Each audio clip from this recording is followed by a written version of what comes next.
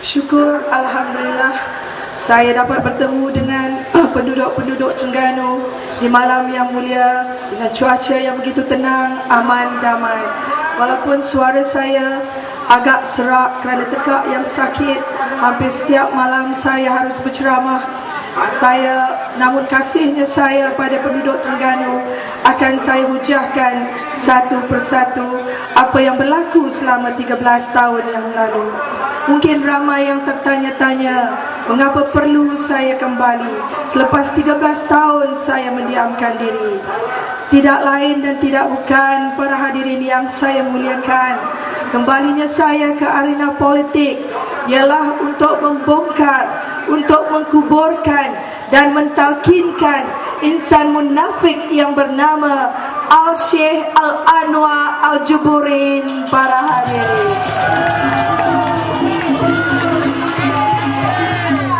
jangan kita tertipu. Imejnya Masya Allah seperti malaikat yang turun dari langit. Pidatonya berapi-rapi di dalam masjid.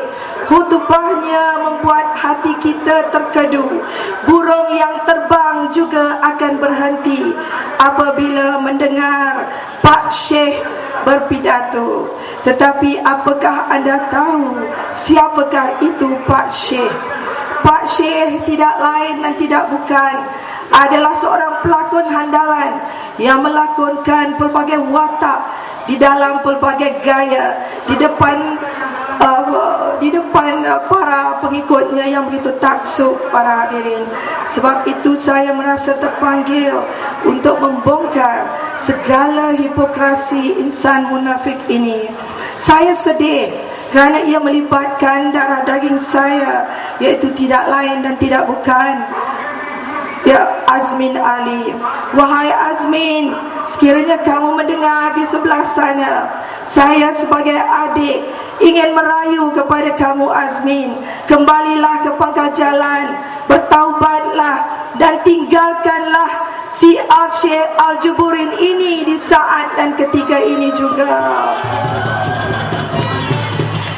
Tiada gunanya kamu perlu bersekongkol dengan orang munafik seperti itu. Saya lebih kenal siapa Azmin kerana dia darah daging saya. Bukan tujuan saya membusukkan darah daging, tepuk air di dulang, terpecik muka sendiri, tetapi kerana tanggungjawab untuk menyelamatkan agama, bangsa dan negara. Sebab itu saya harus menjelajah ke seluruh Malaysia sehingga hampir hilang suara. Saya sedih kerana isu ini sering dimomokkan dengan teori konspirasi. Kononnya ada pakatan di antara Tun Dr. Mahathir, Ketua Polis Negara, bekas Ketua Polis Negara Tan Sri Musa Hassan, saya dan saksi yang lain. Sesungguhnya tidak ada pakatan, tidak ada ubahan dan tidak ada unsur-unsur yang negatif. Apa yang berlaku para hadirin adalah benar-benar berlaku di dalam keluarga yang melibatkan hubungan Mr. Y dengan kakak ipar saya Syamsidah Taharin, isteri kepada Azmin. Wahai Azmin, dengarlah rintihan adikmu. Jangan kamu menjadi dayus, menghalalkan cara membenarkan Anwar bersandiwara, bermaharaja lela, menghalalkan segala yang mungkar di dalam bumi yang bertuah ini. Cukup setakat apa 13 tahun yang lalu. Dan saya berikrar di depan para hadirin yang saya muliakan, yang saya hormati, saya bersumpah bahawa di tahun 2011 ini akan saya lancarkan peluru berpandu yang akan mengkuburkan Azmin dan Anwar. Para hadirin, mungkin ramai yang nak tahu apa dosa Azmin, apa dosa Anwar yang membuatkan saya terpanggil untuk membuat surat salah laku timbalan Perdana Menteri bertarikh 5 Ogos 1997 yang telah membawa satu ledakan Hiroshima ke seluruh negara. Apa yang membuatkan saya begitu berani di kala usia 28 tahun menggugat kedudukan seorang yang paling berkuasa, timbalan Presiden UMNO, timbalan Perdana Menteri, Menteri Keuangan, Chairman IMF, Chairman BPR dan berbagai jawatan yang dia pegang. Tidak lain dan tidak bukan kerana saya cukup marah Anwar telah merosakkan abang saya di kala usia 25 tahun.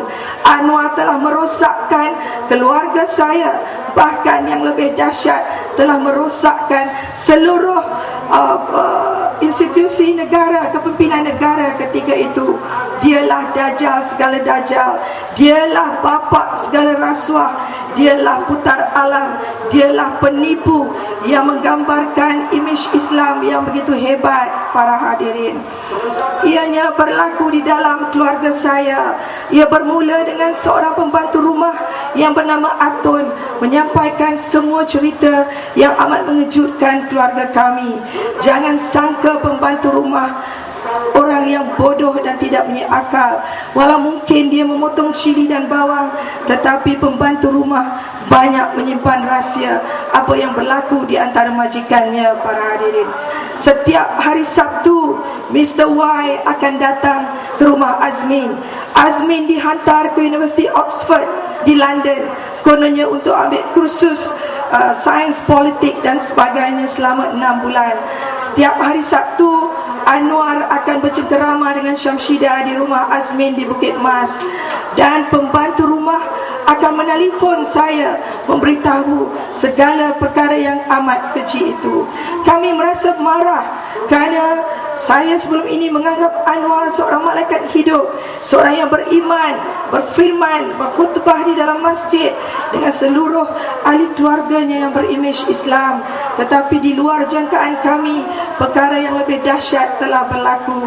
Bukan setakat itu saja, apabila driver Azmin yang bernama Azizan, sebelum itu Azizan adalah driver kepada Anwar yang telah diliwat 17 kali. Azizan tak tahan diliwat oleh Anwar, dia berhenti dan dia join abang saya sebagai pembantu. Seolah-olah keluar mulut buaya, masuk mulut naga pada ketika itu. Dia ingin mendapatkan rezeki yang halal, bekerja dengan abang saya, tetapi malangnya dia masih terlibat dalam kancah dosa yang tidak mampu ditempuhinya lagi. Apa yang dimaksudkan? Iaitu setiap hari Rabu pukul 5:30 petang selepas kabinet meeting, Azizan terpaksa membawa kakak ipar saya Syamsidah untuk dipersembahkan kepada Mr. Y di sebuah kondo mewah Tivoli Villa yang terletak di Bangsa. Pada mulanya kami tak tahu, para hadirin, tetapi apabila Azizan datang ke pejabat saya di Danau Kota, dia telah melakarkan dan melukis di sebuah map bagaimana pertemuan itu berlaku, iaitu kedatangan Toke Judi Magnum Datuk Nala Karupan mengambil Syamsidah di Bangsa bersama Anwar, dibawa ke kondo mewah untuk melakukan pekerjaan terkutuk pada setiap hari Rabu pukul 5:30 petang. Jadi bagi mengesahkan kesahihan cerita Azizan, saya bersama 5 saksi, saya, abang saya Azman, kawan saya Zamrah Nurmala, mengekori perjalanan kereta Azizan hingga ke Bangsar. Diturunkan Syamsidah dan dia melompat ke kereta Datuk Nala Karupan, kereta Daimler WBB 37 berwarna hijau yang di dalamnya bersama-samanya adalah Mr. Y. Kami ikut dari belakang menuju ke kondo mewah di Bangsar. Saya masih ingat Syamsidah turun terlebih dahulu diikuti oleh Anwar. Begitu licik perjalanan mereka. 5:30 petang sampai 7:30 maghrib, di mana Azmin, di mana Wan Azizah, isteri orang dengan suami orang berdua-duaan di dalam kondo mewah. Inilah yang menyebabkan saya menjerit-jerit ketika itu kerana terlalu marah. Bukan saya jealous, tetapi orang yang saya kagum, orang yang saya taksub, orang yang saya harapkan bakal memimpin negara, akhirnya menconteng arang di muka keluarga kami. Tetapi saya telah ditenangkan oleh abang saya. Dia kata sabar, dia seorang TPM, dia ada kuasa, kita tak boleh serang dia. Mungkin kita akan ditahan di bawah fitnah jenayah. Kita balik, kita bincang adik-beradik apa yang perlu kita lakukan. Dan selepas 7.30, saya masih ingat ketika azan melaung-laung, Syamsidah keluar dengan lemah longlai, dengan rambut mengerbang. Dan ketika itu saya begitu marah, hampir-hampir histeria para hadirin. Saya ikut Syamsidah hingga ke rumah. Saya hanya menyerang Syamsidah ketika itu. Saya jerit dekat dia, mana dia pergi. Tetapi budaya penipu yang telah diajar oleh Anwar menyebabkan dia cuba menafikan.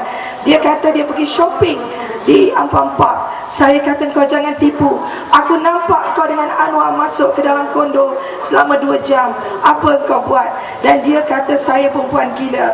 Apabila saya ugut, saya kata saya mempunyai video kamera menggambarkan segala yang berlaku di petang itu. Barulah dia terkedu para hadirin. Dan dia mengatakan kepada saya, none of your business, bukan urusan saya. Dan saya keluar begitu saja. Saya balik, saya cerita dengan keluarga apa yang berlaku. Kakak-kakak saya menjadi begitu marah. Pada mulanya saya ingat Azmin adalah mangsa keadaan. Tetapi malangnya para hadirin, Azmin telah tahu segala-galanya. Dan Azmin telah menghalalkan segala kemungkaran isterinya semata-mata kerana uang para hadirin. Saya amat sedih ketika itu bila bincang adik-beradik. Kami bercadang untuk melaporkan perkara tersebut kepada Yang Amat Berhormat Perdana Menteri, mantan Perdana Menteri, iaitu Dr. Mahathir bin Mohamad. Kerana Azmin merupakan anak angkat kepada Mahathir ketika itu.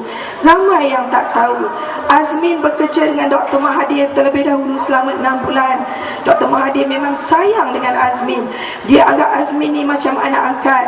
Dia bela Azmin lebih daripada kasih sayangnya daripada anaknya sendiri. Hingga kan bila Azmin sakit, Dr. Mahathir lah yang lapkan badan, beri makan bubur dan sebagainya para hadirin. Tetapi apabila Dr. Mahathir sakit, apa yang Azmin cakap? Orang tua tersungkur, mati tak nak mati dan sebagainya. Inilah yang menjadikan hati kami para hadirin. Dan ketika itu apa yang berlaku? Saya mula menulis surat kepada Timbalan Perdana Menteri, kepada Perdana Menteri. Saya pergi cuci gambar.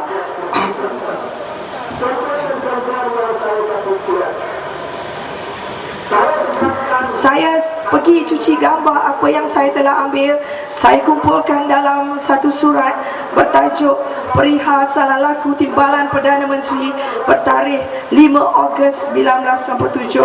Saya pergi JPJ, saya dapatkan registration card WBB 37, ternyata kepunyaan Nala Karupan. Saya kumpulkan semua saham-saham kepunyaan Syamsidah Taharin.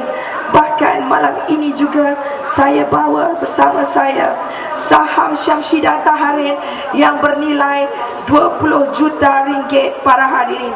Ini adalah sijil-sijil asli yang saya dapat kumpulkan ketika Anwar menjadi Menteri Kewangan.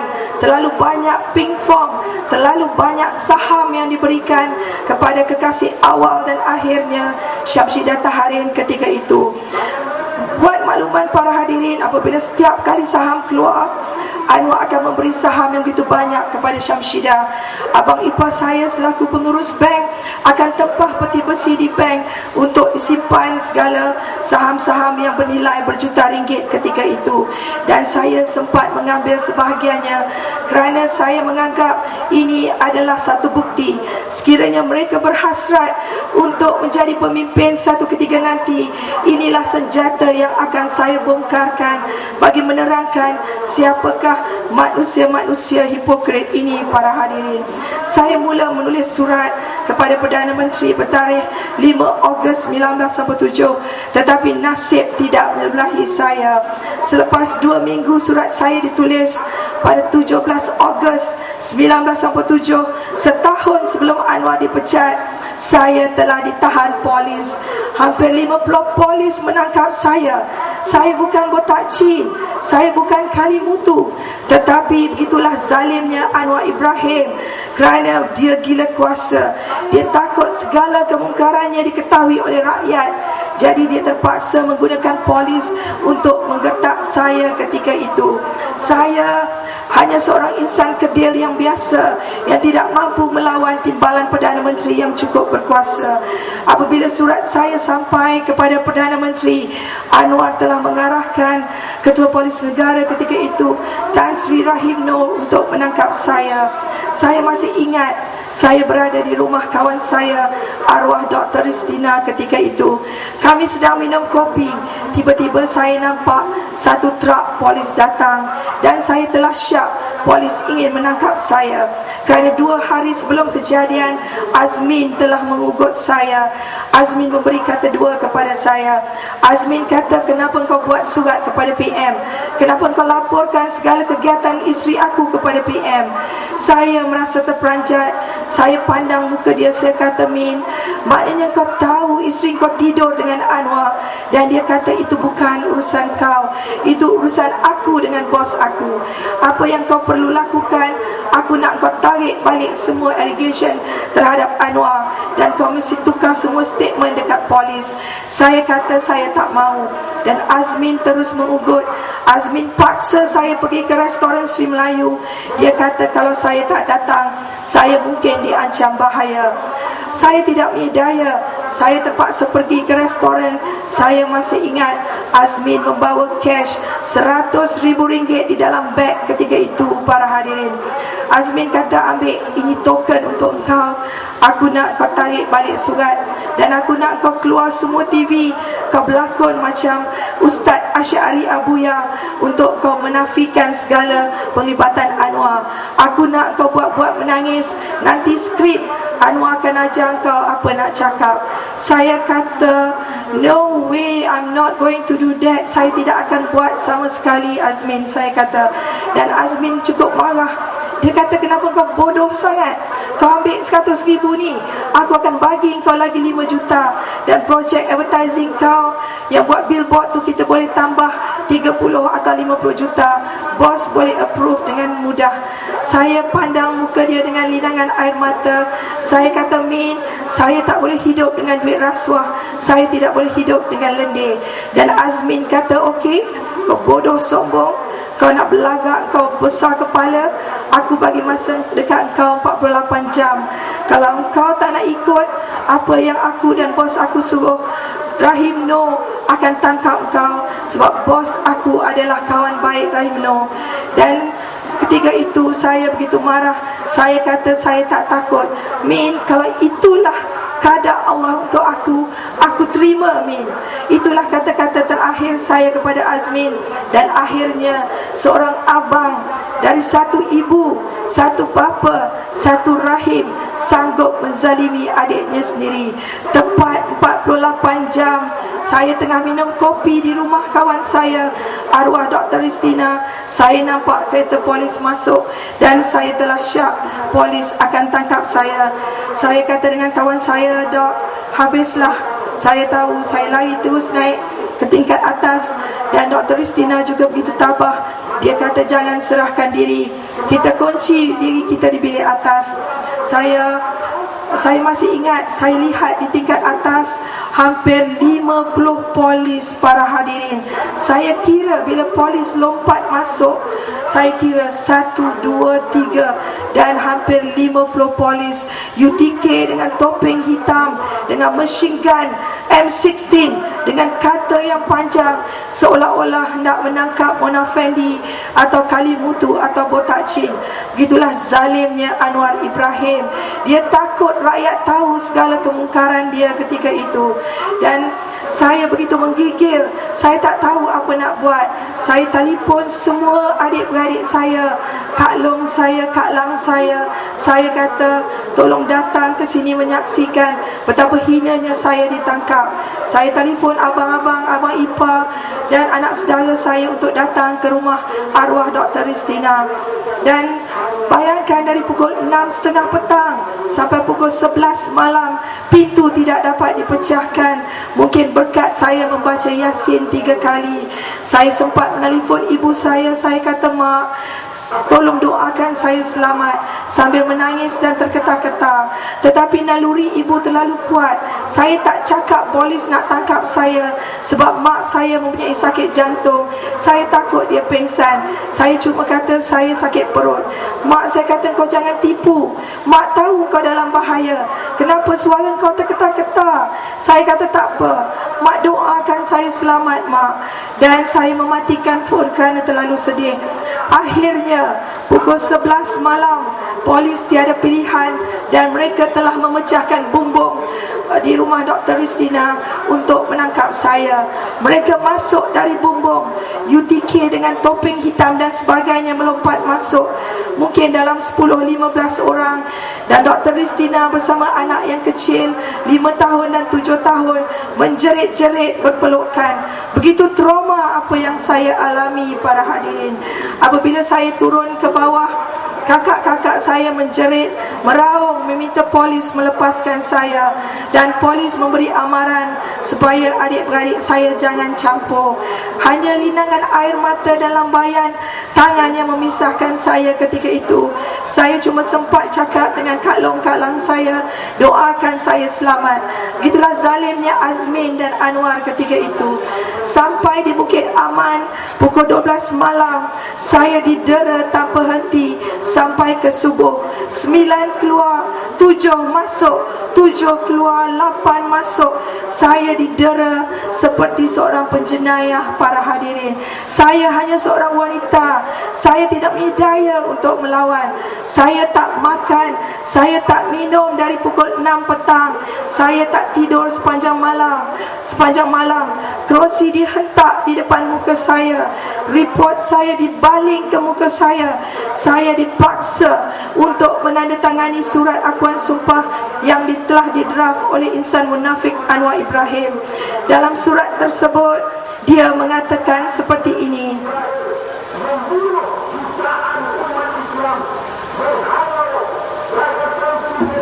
Dalam surat tersebut bunyinya lebih kurang begini.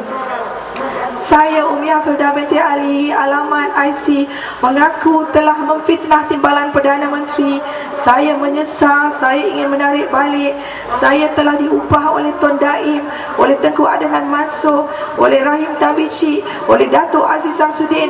Punya dajjalnya Anwar, dia masukkan semua nama musuh-musuh politik di dalam surat tersebut. Jadi bila saya baca, para hadirin, saya kata, kenapa perlu saya menipu? Saya tulis surat kepada Perdana Menteri apa yang berlaku dalam keluarga saya. Ini bukan negara komunis, ini negara demokrasi. Saya mahu surat saya disiasat. Kalau saya memfitnah, dakwa saya di bawah fitnah jenayah. Saya terus melawan pihak polis. Saya kata tak ada kena-mengena dengan Daim, dengan Tengku Adnan atau sesiapa. Saya tidak mahu menganiaya orang. Saya tak mahu sign. Saya terus didera sampai ke subuh. Dan pukul 7 pagi saya telah dibawa ke pejabat saya di Danau Kota Setapak. Saya masih ingat ratusan orang menyaksikan betapa hinanya saya diheret ke pejabat saya, seolah-olah saya Mona Fendi. Seluruh pejabat saya digeladah, komputer dirampas, seluruh fail dirampas. Hampir 1 jam pejabat saya digeladah dan saya telah dibawa semula ke Bukit Aman untuk didera sekali lagi. Saya masih berdegil ketika itu kerana sifat juang di dalam diri saya begitu tinggi. Saya kata saya tidak akan tunduk kepada tekanan. Walaupun badan saya hampir lemah, saya pula uzur di hari pertama dengan tak makan, tak minum, tak mandi, tak gosok gigi dan sebagainya. Sepanjang malam tak tidur, didera sepanjang malam. Begitu dahsyat dan telah disahkan oleh DSP Aziz di dalam mahkamah. Penderaan yang dilakukan kepada saya hanya dilakukan kepada pelampau komunis 40 tahun yang lalu. Begitulah azabnya saya lalui untuk menyelamatkan bumi bertuah ini, para hadirin. Tiada siapa yang tahu apa yang saya alami. Akhirnya pihak polis telah menggunakan strategi yang cukup kotor kepada saya. Apa dia buat? Dia bawa baju banduan, dia bawa gari, dia psycho main saya. Dia kata, kau jangan mimpi nak pakai kebaya, kau jangan mimpi nak pakai baju kurung. Ini baju kau. Kau tukar sekarang baju panduan, kita akan gari kau. Kalau kau tak mau sign, aku akan bawa kau dekat lokap Jalan Travers. Aku akan sumbat kau dengan pelacur, dengan penagih dadah, dengan penjenayah seramai yang mungkin di dalam sel. Dan kau akan tahu siapa, apa nasib kau selepas itu. Dan ketika itulah air mata saya berjurai-jurai. Sepanjang malam ketika saya didera, setitik air mata saya tak menangis. Tetapi apabila saya dihina sebegitu rupa, saya menangis teresak-esak. Kerana saya lebih kenal siapa diri saya. Saya bukan perempuan hina seperti itu. Saya merasa terlalu marah dalam keadaan saya yang begitu lemah, yang tidak berdaya. Begitulah jahatnya Anwar Ibrahim ini, para hadirin. Dengan surat yang dia dapat dari saya, dia pergi jumpa Perdana Menteri ketika itu, mantan Tun Dr. Mahathir Mohamad. Apa kata Anwar? Dia kata, Datuk Seri, tengok budak perempuan gila, dia syok dekat saya tak layan dia buat fitnah. Malam tadi dia main rumah saya. Ini bukti dia, Datuk Seri. So, Dr. Mahathir ketika itu terlalu taksub dengan Anwar, kerana Anwar adalah anak didik dia, orang kesayangan yang paling dia percaya ketika itu. Jadi bila dia baca surat saya, saya memfitnah Timbalan Perdana Menteri, saya menyesal, saya tarik balik, saya diupah oleh Daim dan sebagainya. Dr. Mahathir begitu marah dengan saya, dan Dr. Mahathir telah membuang surat saya. Dan kalau para hadirin masih ingat, pada sehari selepas saya ditangkap, 18 Ogos 1997, setahun sebelum Anwar dipecat, apa kata Dr. Mahathir dalam semua TV 1, 2 dan 3? Dr. Mahathir kata, hanya orang bodoh dan gila saja akan percaya Anwar berperangai sedemikian rupa. Ini kata-kata Mahathir, para hadirin. Dan apa kata Ketua Polis Negara Rahim Noor? Dia kata sesiapa yang pegang surat salah laku Timbalan Perdana Menteri yang ditulis oleh Umi Hafizah Ali akan ditahan di bawah ISA selama 2 tahun. Begitulah